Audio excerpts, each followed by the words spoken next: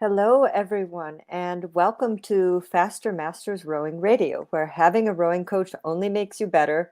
Following a program gives you a true pathway to becoming a confident rower who is respected by your peers. Become the athlete that you want to row with.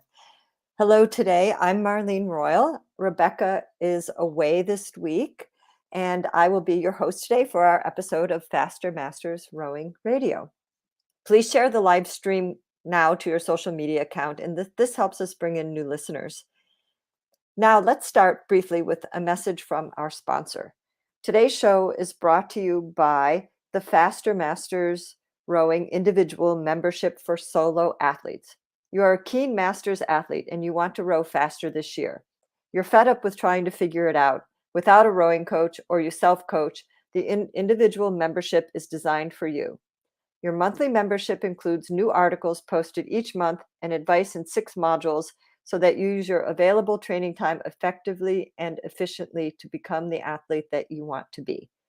In our monthly training programs, they're tailored to fit the current racing season, whether it be 1K or 5K, Northern Hemisphere or Southern Hemisphere regattas. The membership includes monthly your training programs, your technique program, land training exercises, peak performance tips, rowing lifestyle advice, and we always include a bonus gift. When we have seasons overlapping, there are major differences when peaks occur, or we have special notes. We're always designing our programs so that they fit either a North American schedule or a Southern Hemisphere schedule. So please take a look at our programs. And if you'd like to find out more about the Faster Masters individual membership, you can go to fastermastersrowing.com/join. And there's an option for a monthly membership or an annual membership. So please, if you'd like to take your training to the next step, take a look at our programs and become the athlete that you want to row with. Our show would not be possible if it were not for supporters like you.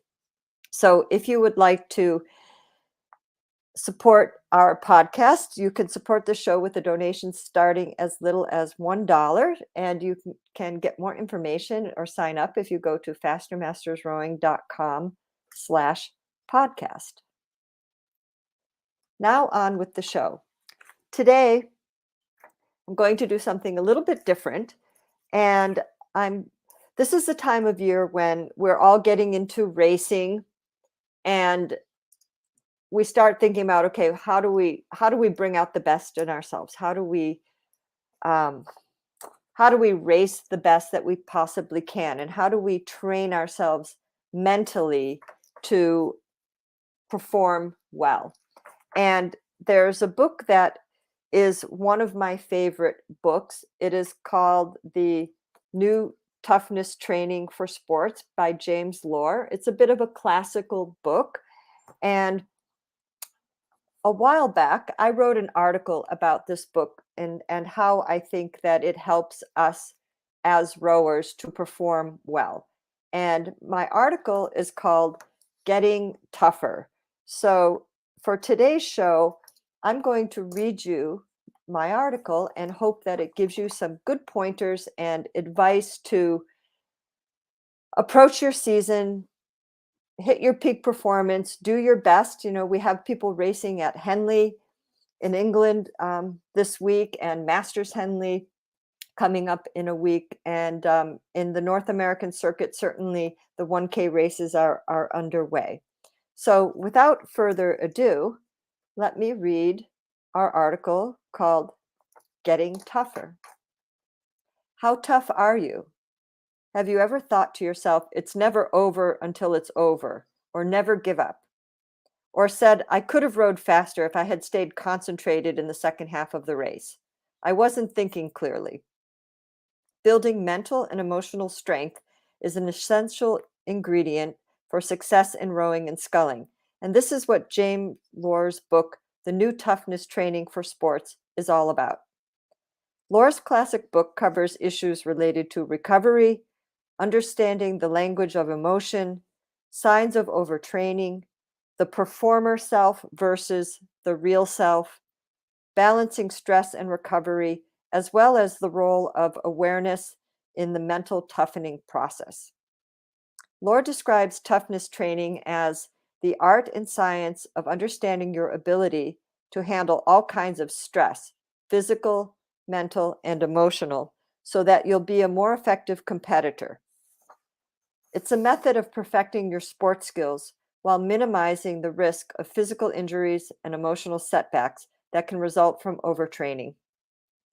Loehr explains that a key element of toughness training is improving the routines used for recovery from stress during practices and between competitions to maximize an athlete's potential so that the mind, body, and emotions will become more flexible, resilient, and strong.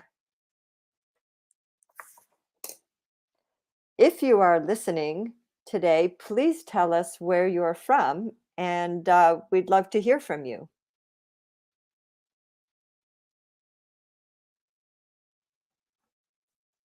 Next, Loehr says, common words that we associate with toughness are cold, mean, insensitive, or heartless. These are not included in the toughness definitions here. Phrases such as responsive under pressure, resilient, flexible to rise to the surface. Loehr describes 4 indicators of toughness. First is emotional flexibility, which is the ability to absorb unexpected emotional turns and remain supple, non-defensive, and balanced. To be able to summon a wide range of positive emotions, fun, joy, fighting spirit, humor, and bring this to the competitive battle.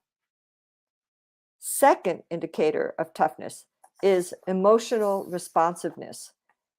Quote, this is the ability to remain emotionally alive, engaged, and connected under pressure. Responsive competitors are not calloused, withdrawn, or lifeless as the battle rages. The third aspect is emotional strength.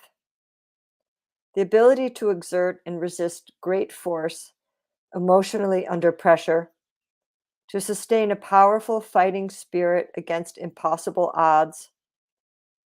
Fourth is emotional resiliencies.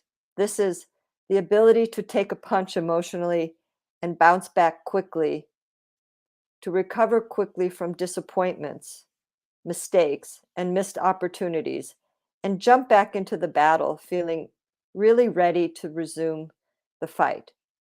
Simply defined, it is the ability to consistently perform towards an upper range of the talent and skill, regardless of competitive circumstances.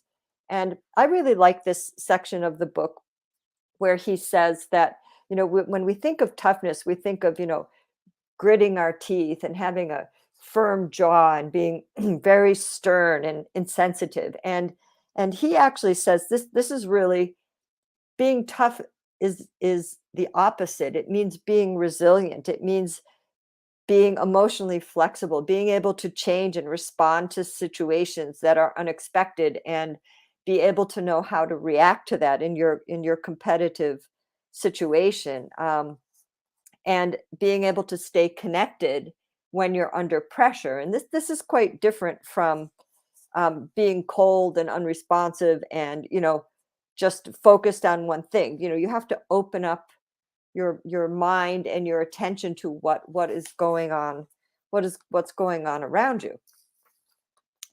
So now to continue, he says there are many athletic situations when the way that you really feel isn't the way that you know you need to feel to perform at your best level.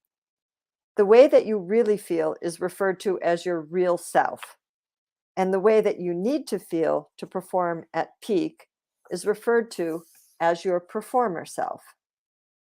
So I like this definition too. Your real self, just to say that again, the way that you really feel is referred to as your real self. And the way that you need to feel to perform at peak is referred to as your performer self. Positive and negative emotions are constantly intertwined in our daily feelings. Positive emotions relate to balance and health. Negative ones typically point us to unmet needs. Every feeling serves a purpose, and you will become a better athlete when you can respond to negative messages in a way that are appropriate versus blocking them out. To perform consistently under pressure at a high level requires that you have enough food, you have enough rest, you've had enough sleep, and you've had enough water. You must develop the capacity to move from the real self to the performer self on demand. And this calls for precise thinking and acting skills. So think about this, that you're on land and you're your real self, and now you're putting your boat on the water. You're stepping into the boat, you're sitting down, you're pushing away from the dock. Now is the time to draw on that performer self skills because you're getting ready to go out and perform and race, or it may be a practice or a selection. But you want to switch into that mode of performance. And when you sit down in your boat, this is, how to tap into that performer self. An important thing that he defines in the book, and he makes a point of saying, is that you also must be fundamentally physically fit. If your tolerance for physical stress is low, your battle may be lost before it begins. So I do think that this is quite an important point, because here we're talking about mental toughness and how to engage in your performer self. And Loehr makes a very strong point in his book that in order to mentally achieve what you want to achieve, you've got to have the physical fitness to back up what your goals are. Without that physical fitness, as he says, your tolerance for physical stress is low, your battle may be lost before it begins. And hello, let's see, we have Jackie from North Shore Rowing Club. Welcome, Jackie. And we have James from the Auckland Rowing Club. So welcome to the podcast. It's nice to have you here today.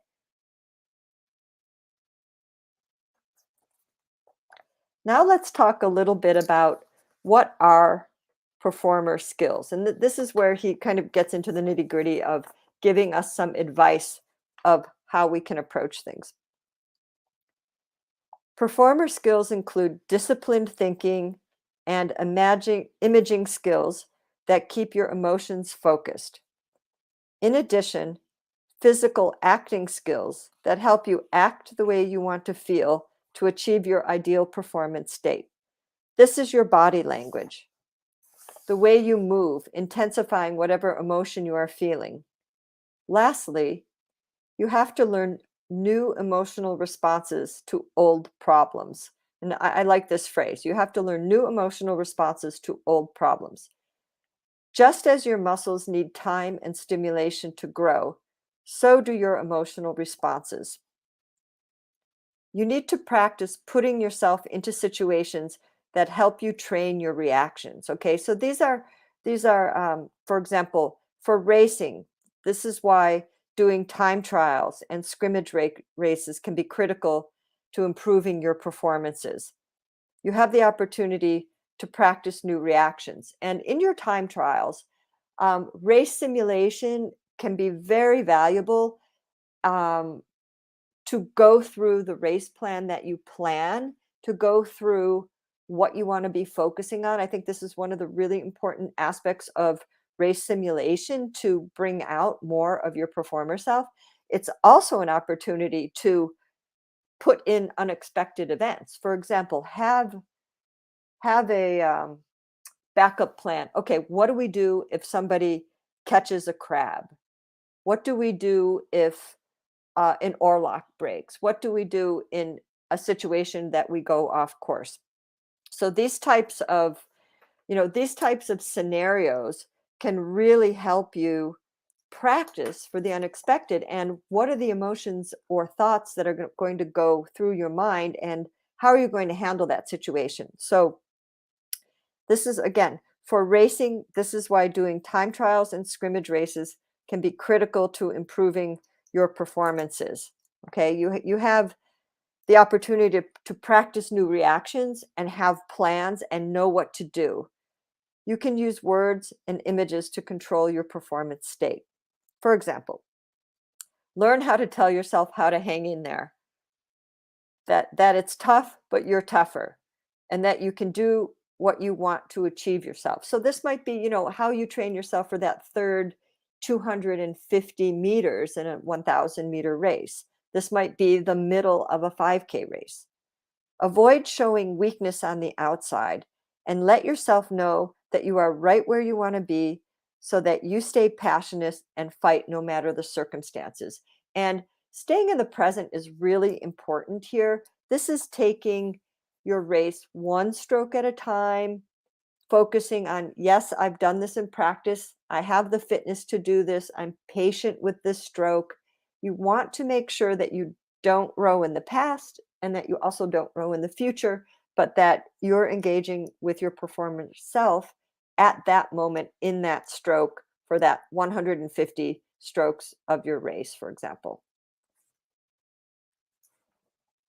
Balancing stress and recovery is a major focus of Loehr's book. He writes, quote, "Stress is anything that causes energy to be expended. It occurs physically, mentally, and emotionally. Recovery is anything that causes energy to be recaptured. It occurs physically, mentally, and emotionally. Unfulfilled needs represent forms of stress. Fulfillment of needs is recovery."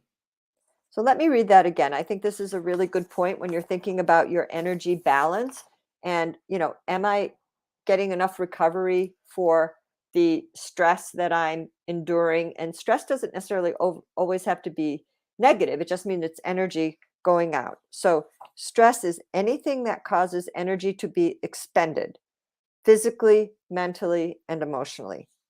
Recovery is anything that causes energy to be recaptured physically, mentally, and emotionally. Unfulfilled needs represent forms of stress. Fulfillment of needs is recovery. In order to fight great battles in competition, your energy deposits should be roughly equal to your energy withdrawals. Think of this like your energy bank account. Are you putting in more than you're taking out, or you're taking out more than you're putting in? That's going to have an effect on your performance. Your goal should be to enter battle, competition, fully recovered whenever possible. Balancing stress and recovery is fundamental to becoming a tough competitor. Like balancing your checkbook, these factors need to be kept in line. For example, when you're going through difficult emotional times, be sure to include some fun in your day. To get tougher, you need to jump into the fire and jump out before you get burned. Taking risks in life and competition is a natural part of developing strength. Talking or writing provides powerful relief for dealing with emotional pain or turmoil. This is one reason why you can spend time talking with your coaches, talking with friends or family about your problems, or keeping a training journal to help sort out thoughts. I think journaling and keeping a training journal is a very important part of your athletic training because, one, you can clear your mind of things that perhaps you haven't quite worked out. It might help you work out some problems or sort out some issues when you put it down on paper. It's also really good for you to have as a reference if you had a particular problem and you were able to work out that problem and you could see on paper the steps you did to remedy some of the issues, whether it be an energy balance issue or an issue in training, a technical issue. Having that training journal as a reference can be very, very helpful in the future if you need to get a little bit of support. Like, I know I handled that at one time, I can handle that again. So Loehr makes a big point of saying, work hard, but recover equally as hard. Sharpen your saw regularly. And I always think about this too, that, if your saw is dull, if your knife is dull, it's going to be a lot harder to engage in things on the level that you want to with high quality. So the term sharpening your saw, always means, take that break, take that extra nap, take that extra day off, do what you need to do in order to get back on top of your game if you're feeling fatigued or a little bit run down. Your recovery schedule should receive as much attention as your training plan does. That's a very important part of training program design, is balancing, again, balancing that energy checkbook. Yeah, we want to do really good work where we're mentally tough, where we're engaging our performer self. However, we've got to pay attention to recovery and balancing that on a daily basis, on a weekly basis, on the basis of a season as well. Sleep ranks number one when it comes to recovery methods. Get 8 to 10 hours of sleep every night. This is what Laura recommends. Go to bed and get up within 30 minutes of your normal sleep times. Learn to take short naps of 15 to 20 minutes whenever you can, and track your amount of sleep. This is quite important, is tracking your sleep, and many fitness watches will do that for you now. And if you start seeing that your sleep is trailing off, you're not getting that much, make the adaptation in your training so that you're able to recover and still function on a high level in your training, so that you've got good quality training, because this is very important part of being able to engage your performer self, is recovery and adequate rest. Eat a healthy, well-balanced diet with adequate amounts of water and nutritious food. Enjoy both passive and active rest activities. Active rest can include walking, yoga, flexibility exercises, or easy outdoor games. I think when you have an active rest day, don't go lift weights on an active rest day. An active rest day, walking, yoga, so 30 minutes, easy, just enough to kind of stretch out, reduce stress a little bit, but don't push your heart rates, don't push your intensity when it's an active rest day. It's just to move, circulate, relax a little bit, but you really want to give your nervous system a bit of a rest. Passive rest exercise do not involve body movement. So, for example, laughing, meditating, getting a massage, watching TV, having a whirlpool bath or a sauna, or taking a nap. These are passive recovery methods that are also really beneficial for you. So, there are times when you just have to chill, relax, maybe lay down, read a book, be horizontal, let your body rest, let your mind rest. So, on a final note, the application of stress is the stimulus for growth, but recovery is when you grow. And these are the key points in James Loehr's book. And I really like that he defines your real self and your performer self, and that you have to practice, when you sit down in the boat. Now you are Jane the sculler, who's going to go to the starting line and perform the way that Jane wants to perform and is competent to perform. And these skills are things that need to be practiced on a day-to-day basis. How are you going to approach? How are you going to be resilient? How are you going to handle difficult situations, or expect the unexpected on race day? Something is always going to happen. The race may be delayed, or all of a sudden there's a breakage and you have to maybe get a spare rower, or you have to fix an oarlock. Have plans, but learn to be resilient and think of yourself as that performer self when you're in the boat, and balancing your energy. Treat it like a checkbook. You've got energy going out, you've got recovery coming in, and what do you have to do in order to keep that saw sharp, keep the quality of your training high? And I would always advise, if you have a choice between quantity and quality, focus on quality. Quantity is certainly important in terms of consistency, but it's better to have a little bit less quantity in order to have a bit higher quality. And quality is going to help you train your performer self and build that confidence, back up the fitness levels that you have so that you can be the athlete that you would like to row with. So thank you very much for being with us today. This has been Faster Masters Rowing Radio, the show dedicated to masters athletes who want fun, fitness, and confidence in their rowing. Become a student of the sport by buying a Faster Masters Rowing Program subscription today at www.fastermasters.rowing.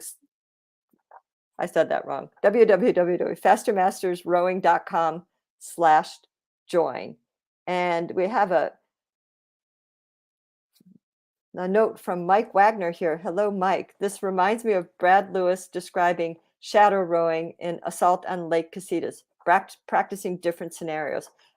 Absolutely. And just thinking back to 1986, a little history here, that when C.B. Sands and Christ Ernst won the women's lightweight double in Nottingham in 1986, one of the things that they did, they were training in Boston. They were training in Boston before the regatta, and they had to train on UK time, so they were training at all kinds of odd hours of the early morning.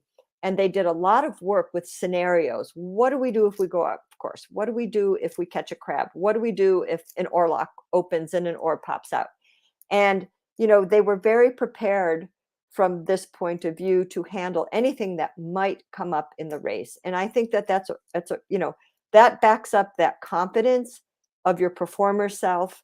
And if you have a chance to read the new Toughness Training for Sports by James Loehr, I highly recommend it. It's a very detailed book and gives you a lot of concrete strategies for improving your rowing. So thank you very much for being with us today, and we will see you next week at the same time.